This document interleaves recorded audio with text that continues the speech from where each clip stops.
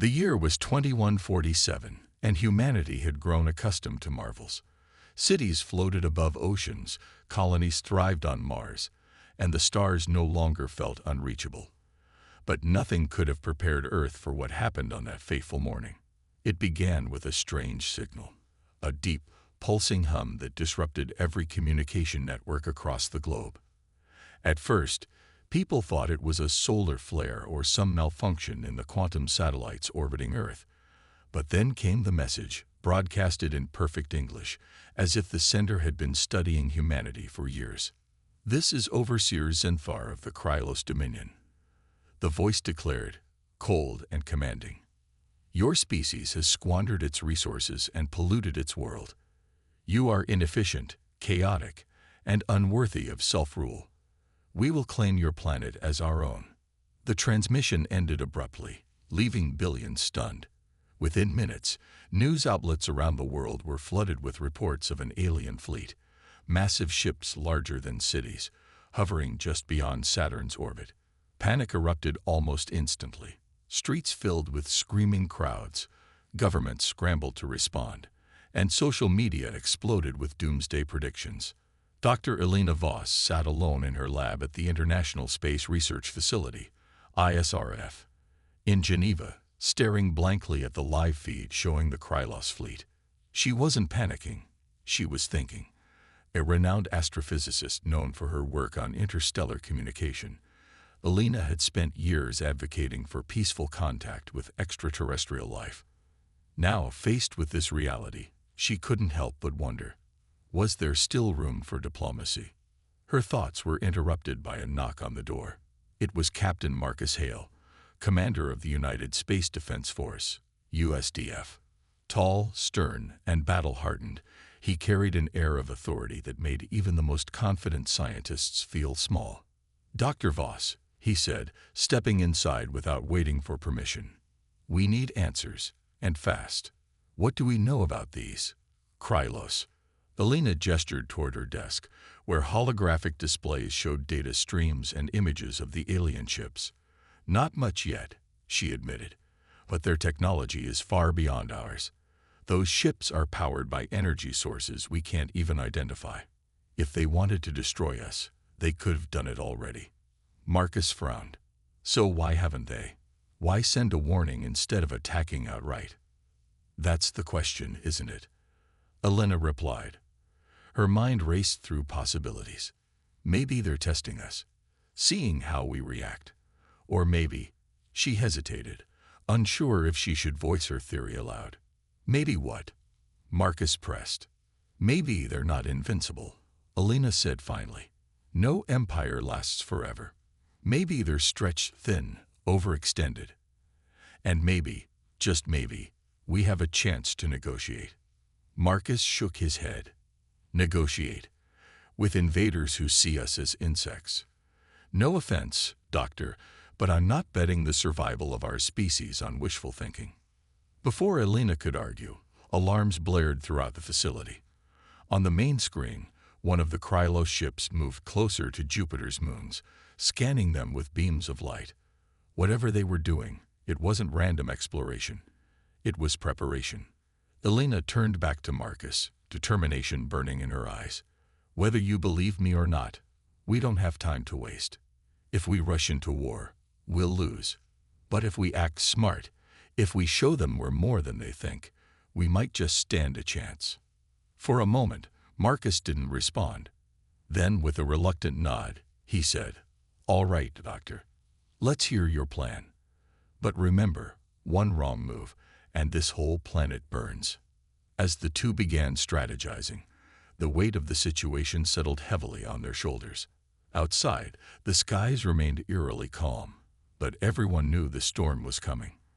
For better or worse, humanity's fate now rested on choices made in these critical hours. Dr. Elena Voss stared at the rows of glowing monitors in the ISRF's quantum communication lab, her mind racing. Time was slipping away, and the weight of humanity's survival rested heavily on her shoulders. Around her, a team of engineers and linguists worked tirelessly, their faces illuminated by the soft blue light of holographic displays. The task ahead was monumental, crafting a message that could bridge the gap between two vastly different species, while also conveying Earth's resolve to defend itself. "This has to be perfect," Alina muttered to herself as she scribbled notes on a digital pad. "One wrong word, one misstep, and they'll see us as weak." Captain Marcus Hale stood nearby, arms crossed, watching the flurry of activity with a mix of skepticism and admiration. "You really think this will work?" he asked, his voice low so only Alina could hear. "I don't know," she admitted honestly, "but it's our best shot. If we can appeal to their logic, or even their pride, we might buy ourselves some time." The quantum communication network was Earth's most advanced technological achievement, capable of transmitting data instantly across light years. However, encoding a message for an alien species posed unique challenges. Linguists debated how to structure the language. Would the Krylos understand metaphors? Would they grasp human emotions like hope or fear? Meanwhile, engineers ensured the signal couldn't be intercepted or corrupted en route. Alina decided to keep the message concise yet layered. It began with visuals, images of Earth's diverse ecosystems, bustling cities, and scientific achievements. These were followed by data streams showcasing humanity's progress, from curing diseases to exploring space. Then came the warning, a detailed schematic of the prototype weapon Marcus had mentioned. Though still in development, the design hinted at Earth's potential to strike back if provoked. "Subtle but clear," Alina said aloud, reviewing the final draft. "We're saying, look at what we've built, and imagine what else we're capable of." As the team finalized the transmission, Marcus led reconnaissance missions near the Krylos blockade. Piloting stealth drones equipped with advanced sensors, his squad gathered critical intel about the alien fleet's movements and vulnerabilities. Each mission was perilous. The Krylos ships bristled with energy weapons and defensive shields. Yet Marcus knew the risk was worth it. Every piece of information brought them closer to understanding their enemy and finding a way to outsmart them. On the third day of preparation, disaster struck. One of Marcus's drones strayed too close to a Krylos cruiser and was obliterated in a burst of plasma fire. The attack sent shockwaves through the USDF command center. "They're testing us," Marcus growled, slamming his fist on the console, "seeing how far they can push before we retaliate." Back at the ISRF, news of the incident reached Alina just as the quantum message was ready for transmission. Her hands trembled slightly as she entered the final commands. She paused for a moment, staring at the blinking send button. Once activated, there would be no turning back. "Do it," Marcus urged, appearing beside her. "Whatever happens next, we'll face it together." With a deep breath, Alina pressed the button. The room fell silent as the signal shot into the void, traveling faster than light toward the Krylos fleet. For a few agonizing seconds, nothing happened. Then, abruptly, the monitors flickered, and a response appeared, a single line of text written in flawless English. "Your message is received. Await further instruction." Alina exhaled sharply, relief washing over her. Whether the Krylos intended to negotiate or escalate remained unclear, but one thing was certain: humanity had made contact. Outside, the night sky stretched endlessly above, its stars twinkling like silent observers. Somewhere beyond those distant lights, an alien empire pondered Earth's daring gambit, and the fragile thread of hope it represented. The United Earth Council chamber buzzed with tension as leaders from every continent gathered to decide humanity's next move. Holographic screens displayed live images of the Krylos fleet, their massive ships casting ominous shadows over Saturn's rings. The room was a cacophony of voices, some shouting for surrender, others demanding retaliation. Dr. Elena Voss stood near the back, clutching a tablet filled with data she hoped would sway the council toward reason. Captain Marcus Hale took center stage, his tall frame commanding attention. "Ladies and gentlemen," he began, his voice firm but calm, "we are facing an existential threat. These Krylos see us as weak, disorganized, and unworthy of survival. If we show fear now, they'll crush us without hesitation. A representative from North America interrupted, slamming her fist on the table. And what do you propose, Captain? Fighting them head-on. Look at those ships. They're monsters. Our weapons wouldn't even scratch their hulls. Marcus didn't flinch. I'm not suggesting we charge into battle blindly. But rolling over and handing them our planet isn't an option either. We need to buy time, gather intelligence, and find a way to hit them where it hurts. Elena stepped forward before the argument could escalate further. There may be another way, she said, her tone measured but urgent.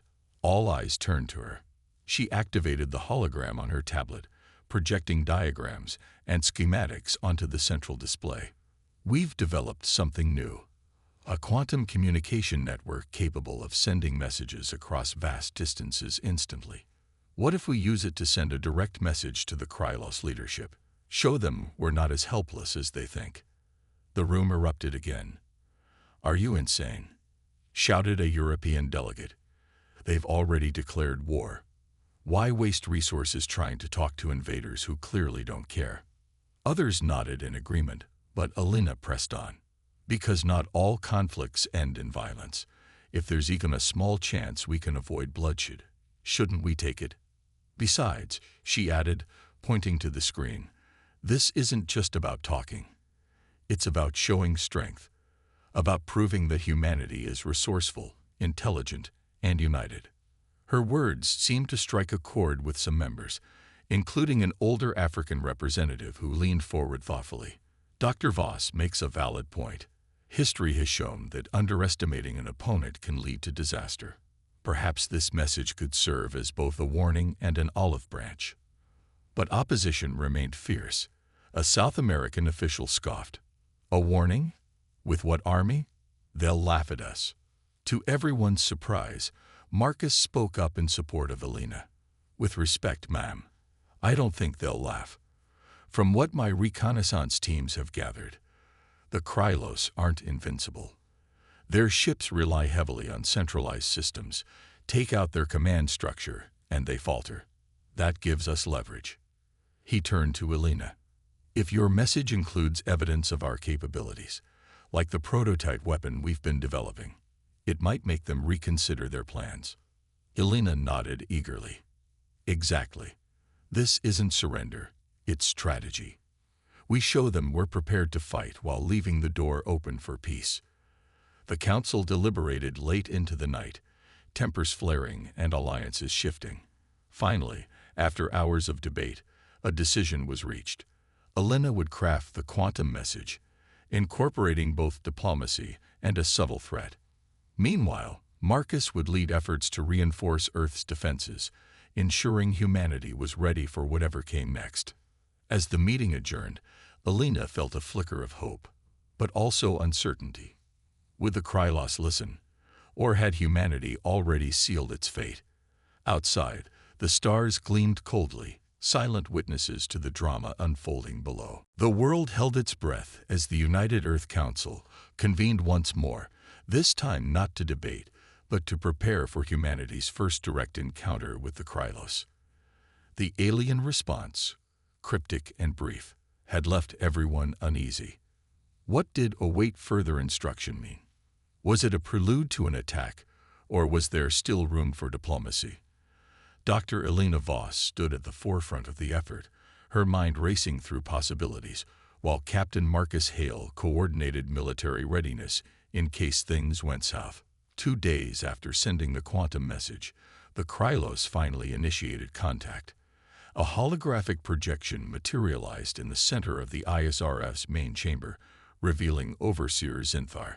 He was unlike anything humanity had imagined, an elongated figure with shimmering iridescent skin that shifted colors like liquid metal.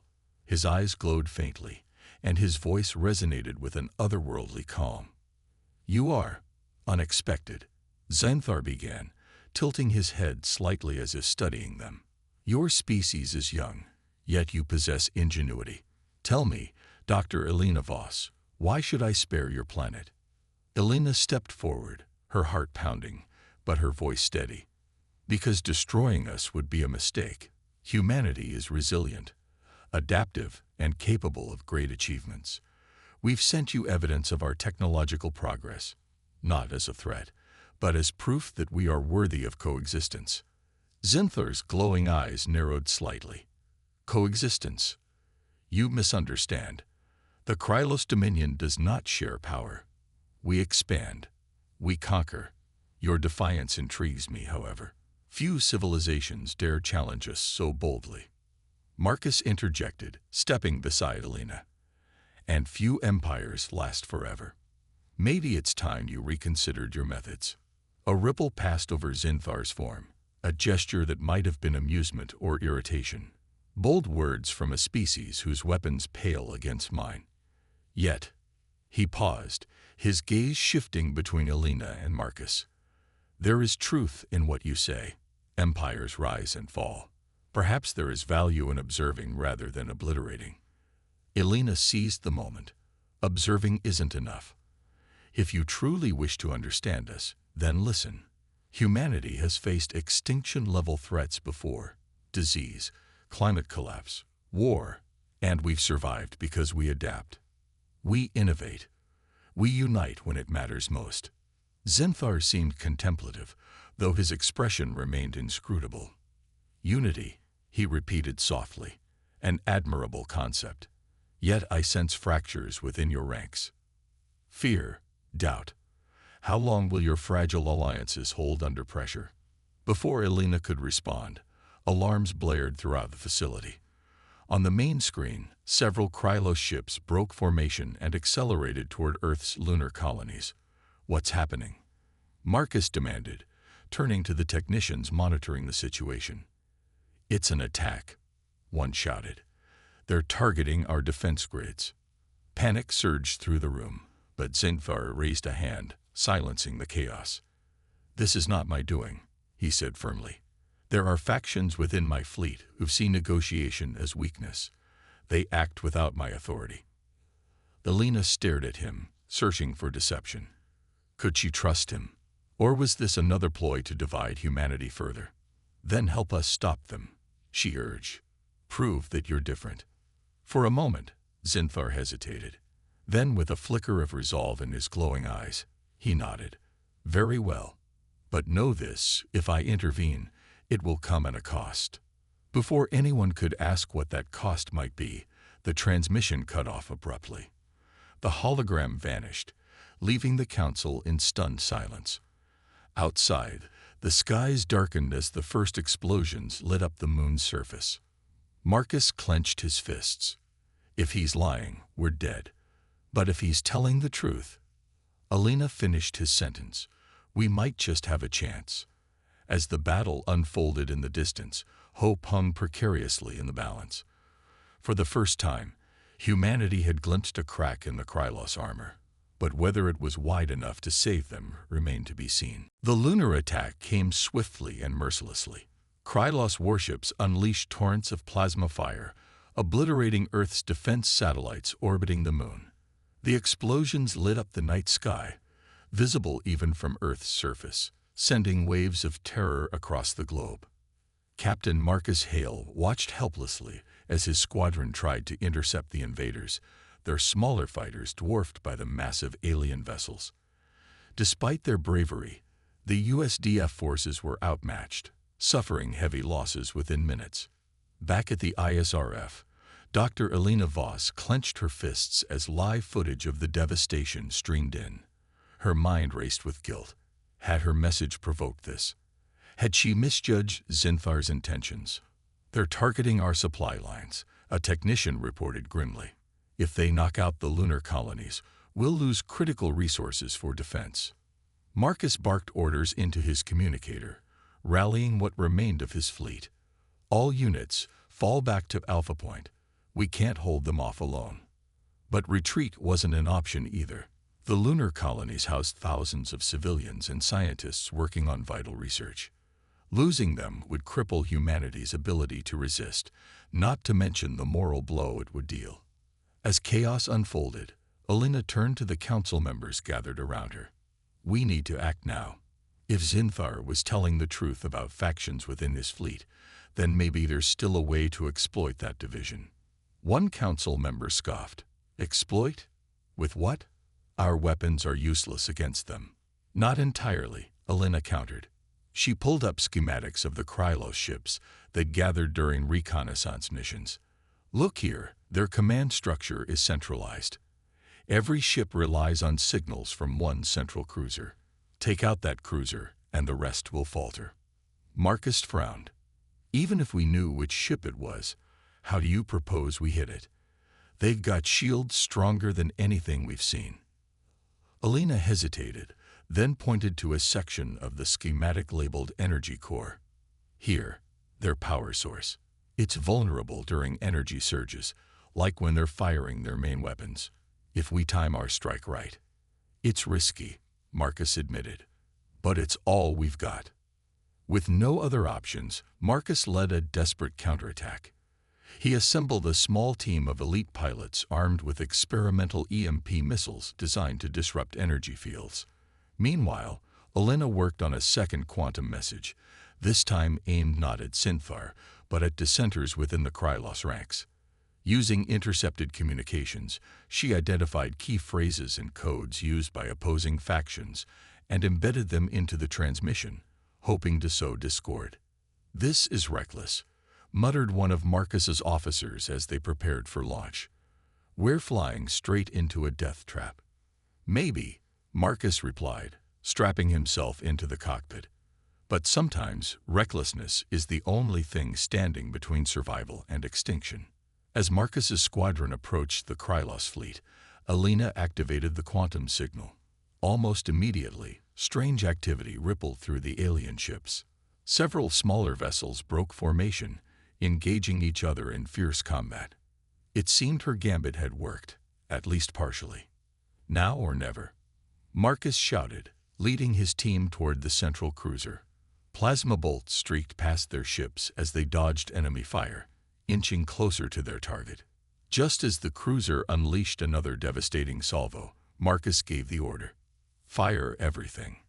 The EMP missiles struck true, piercing the cruiser's shield and disabling its core. A massive explosion engulfed the ship, sending shockwaves through the fleet. For a moment, silence reigned. Then, slowly, the remaining Krylos ships began retreating. Alina exhaled sharply, tears welling in her eyes. They had won, for now.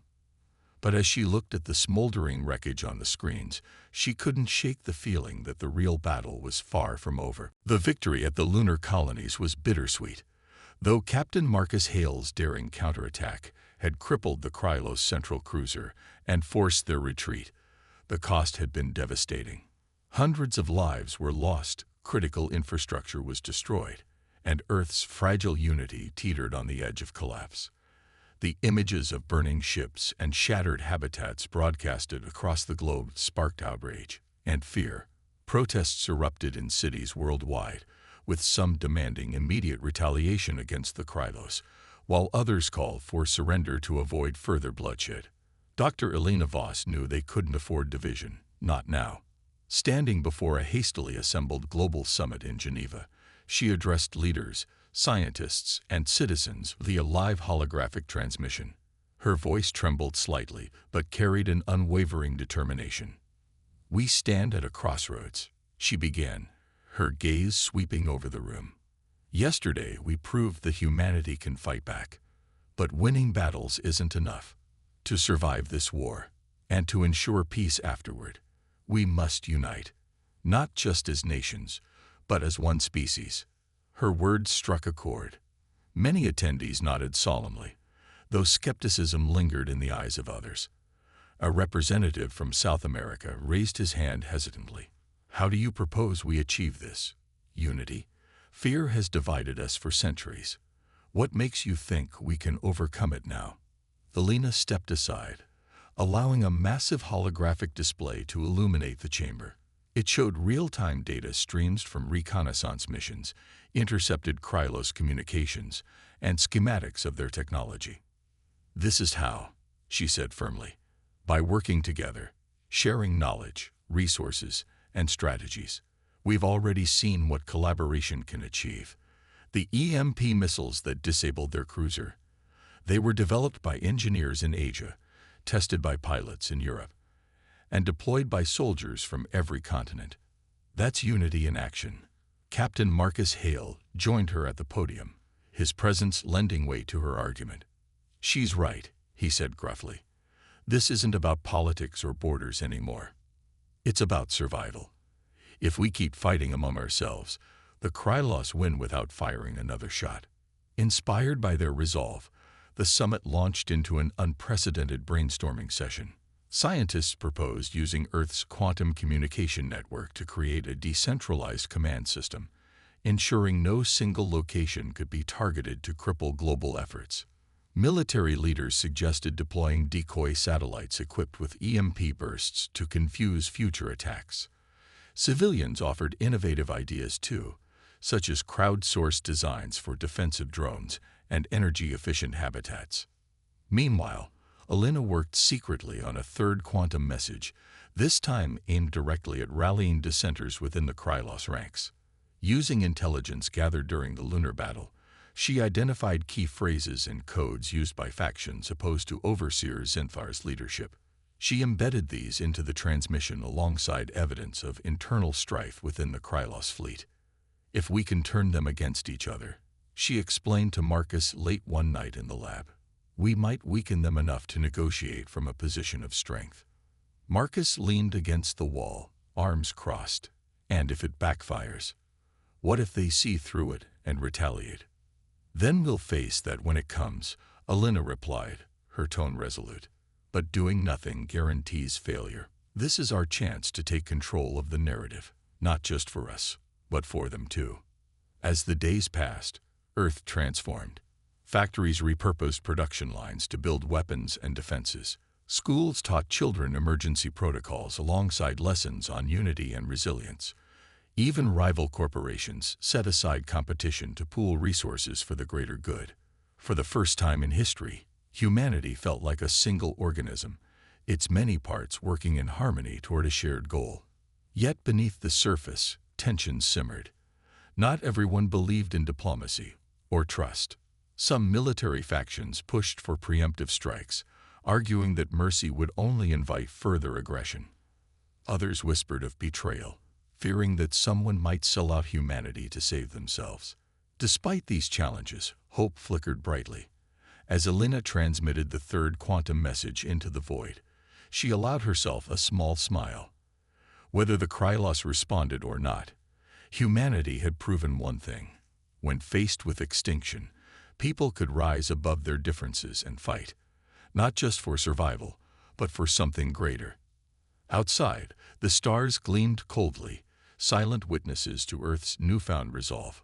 Somewhere beyond those distant lights, the Krylos awaited their next move. The third quantum message sent by Dr. Alina Voss sparked a chain reaction within the Krylos fleet, though not in the way she had anticipated. Unbeknownst to humanity, the transmission didn't just reach the dissenters. It also reached General Zalvor, the rogue Krylos commander who had orchestrated the lunar attack. Furious at what he perceived as interference, Zalvor doubled down on his campaign of aggression, vowing to crush Earth before any further weakness could take root among his ranks. On Earth, preparations for the next phase of defense were underway.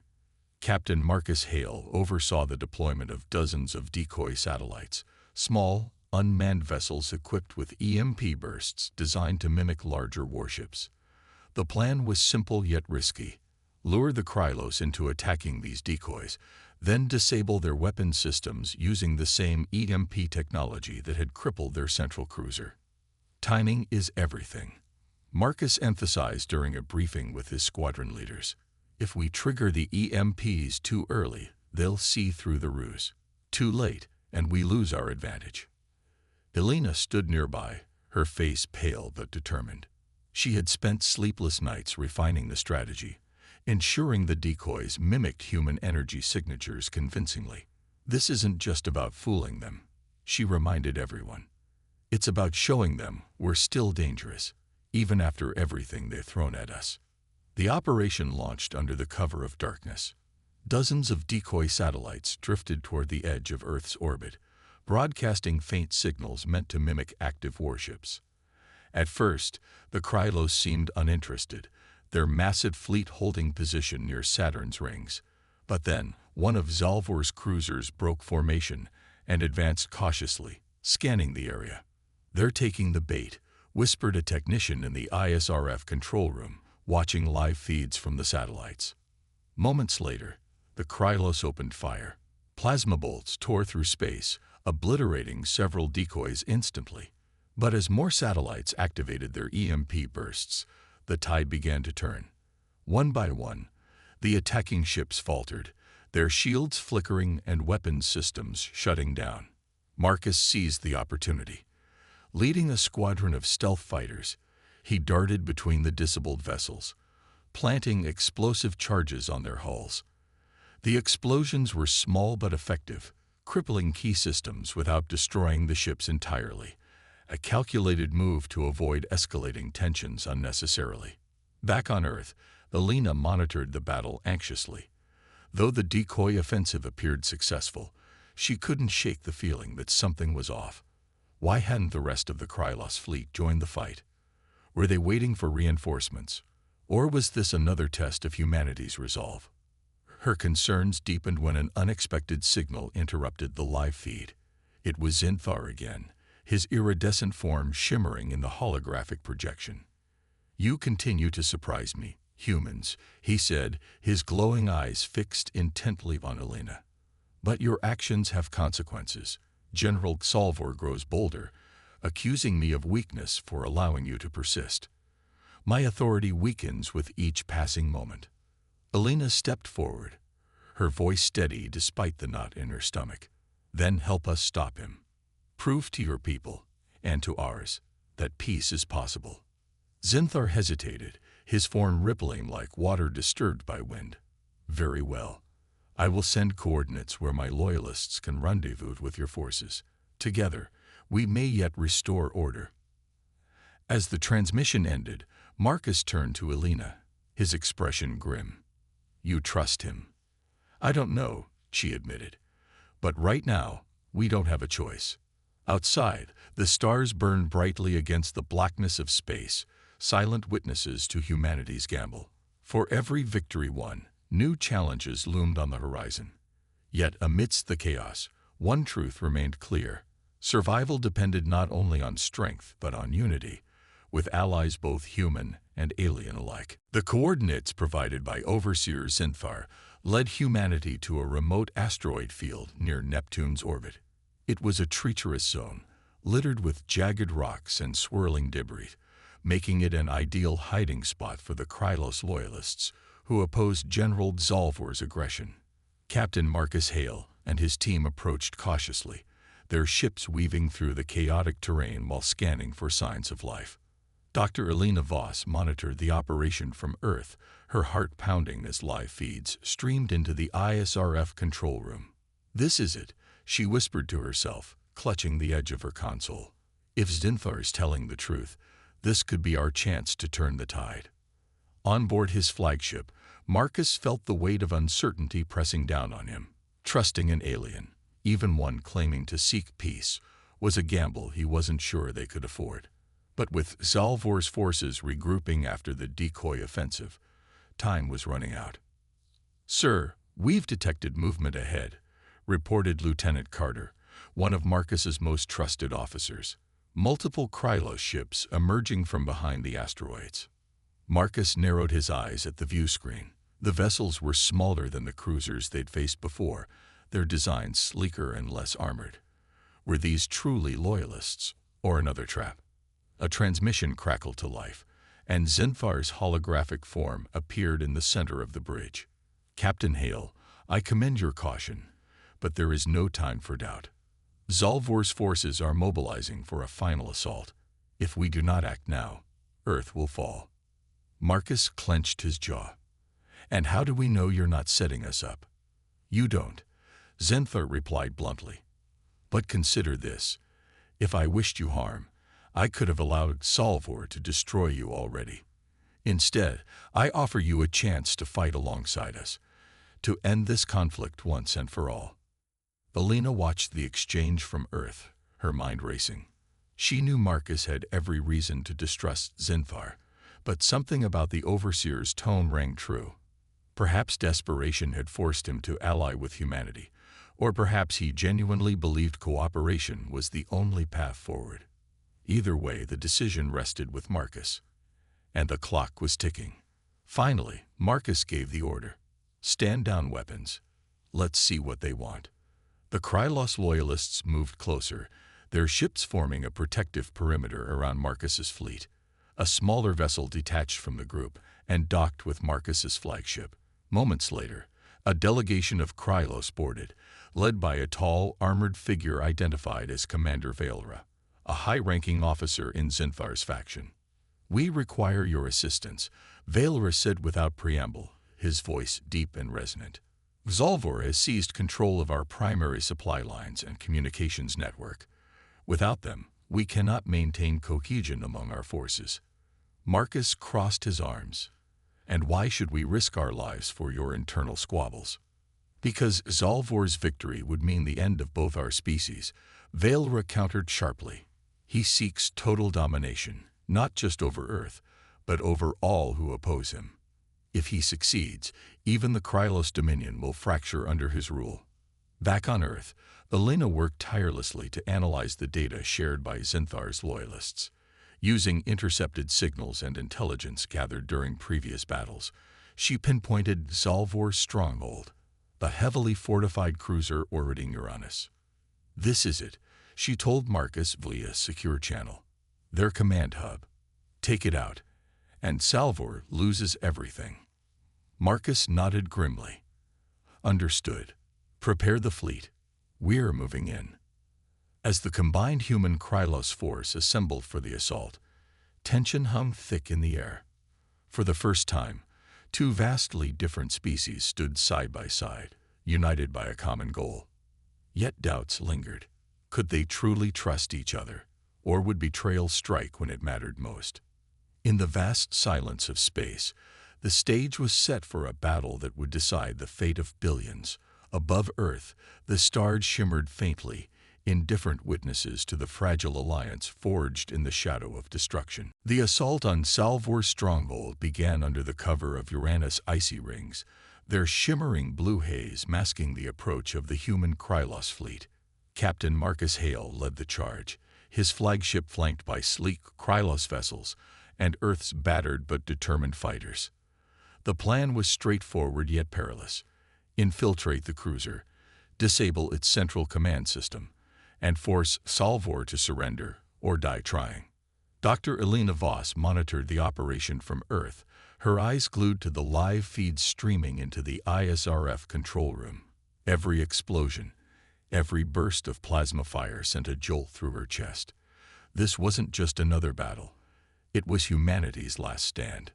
If they failed here, there would be no second chances. Approaching target, Marcus reported over the comms, his voice steady despite the chaos unfolding around him. "Prepare for boarding." The cruiser loomed ahead, a monolithic fortress bristling with weapons turrets and shield generators. As the fleet closed in, Zalvor's forces responded with brutal efficiency, unleashing torrents of plasma fire that lit up the void like fireworks. Ships on both sides were torn apart, their wreckage scattering across the battlefield. Marcus gritted his teeth as alarms blared on his bridge. "We're taking heavy fire. Shields at 40%. Commander Valera, leading the Krylos loyalists, chimed in. "Our shields are failing too. We must act quickly or risk losing momentum." With no time to waste, Marcus gave the order. "All units, execute Plan Delta. Boarding teams, prepare to breach." Dozens of dropships detached from the fleet, weaving through enemy fire toward the cruiser's docking base. Inside each ship, soldiers, human and Krylos alike, prepared for close-quarters combat. Among them was Marcus himself, clad in reinforced armor and gripping a pulse rifle tightly. He knew the odds were against them, but retreat wasn't an option. As the first dropship breached the cruiser's hull, chaos erupted. Zalvor's troops flooded the corridors, their weapons blazing with lethal precision. The combined human Krylos team fought back fiercely, using coordinated tactics to push deeper into the ship. Plasma bolts ricocheted off walls, and the air crackled with tension. Elena watched helplessly as casualty reports streamed in. Her heart sank when she saw Marcus's location marked dangerously close to the cruiser's core, a heavily guarded chamber housing the central command system. "This is insane," muttered Lieutenant Carter, who had stayed behind to coordinate the fleet's defense. "They'll never make it out alive." "They have to," Elena whispered, though doubt gnawed at her. Inside the cruiser, Marcus and his team finally reached the core chamber. But standing between them and victory was General Zalvor himself, his towering form radiating menace. "You think you can stop me?" Zalvor sneered, raising a massive energy weapon. "You're nothing but insects clinging to a dying rock." Marcus didn't hesitate. With a roar, he charged forward, drawing Zalvor's attention while his team worked to disable the core. Blasts of energy filled the chamber, lighting up the dim space like lightning strikes. One of Marcus's soldiers shouted, "Core destabilized. We need to evacuate now." But Marcus knew there was no time. Turning to his team, he yelled, "Go. I'll hold him off." "No," Elena screamed from Earth, watching the feed in horror. Marcus stood alone against Zalvor, buying precious seconds as the others fled. Then, with a final defiant roar, he triggered an explosive charge, obliterating the core, and himself along with it. The cruiser imploded in a brilliant flash, sending shockwaves through the battlefield. Silence fell as the remaining Krylos ships retreated, leaderless and broken. Back on Earth, Elena sank to her knees, tears streaming down her face. Marcus's sacrifice had saved them, but at a cost that cut deeper than words could express. Above, the stars gleamed coldly, silent witnesses to a hero's final act of courage. The aftermath of the battle left Earth and its allies in a state of fragile calm. The destruction of Zalvor's cruiser had shattered his grip on the Krylos fleet, leaving Overseer Zinthar to reclaim control over his people. For humanity, however, the victory came at a heavy price. Captain Marcus Hale's sacrifice weighed heavily on everyone, especially Dr. Elena Voss, who struggled to reconcile her grief with the knowledge that his actions had saved billions. In the days following the assault, Zinthar contacted Earth once more, this time with an offer no one expected. "Your species has proven itself worthy of respect," he said, his iridescent form shimmering in the holographic projection. "We will withdraw our claim to your planet, but not out of fear, out of recognition of your strength and ingenuity." Helena stood before the council chamber, listening intently as Zinthar continued. "However, let this serve as a lesson for both our peoples. Aggression breeds only suffering. Perhaps there is value in coexistence rather than conquest." The room fell silent as leaders from across the globe absorbed his words.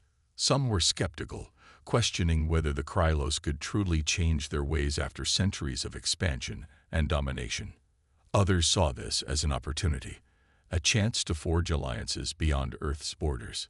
Elena stepped forward, her voice steady despite the emotions swirling within her. "If coexistence is what you seek, then we are willing to try. But trust must be earned, not given freely." Zinthar inclined his head slightly, a gesture that might have been respect or acknowledgement.